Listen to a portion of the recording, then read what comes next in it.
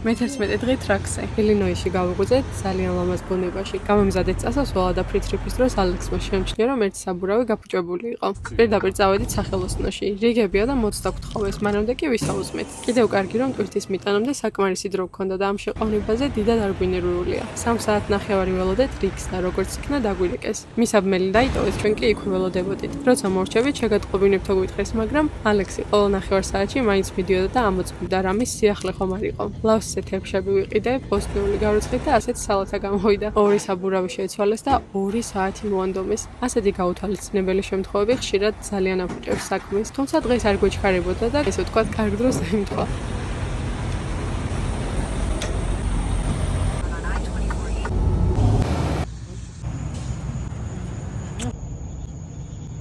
საღამოს ისევ რესტორიაზე გავჩერდით, დიდი სასეირნო სივრცეა და საღამოობით თუ არ ვივარჯიშეთ, ვცდილობთ ისე მაინც ვიაროთ ხოლმე.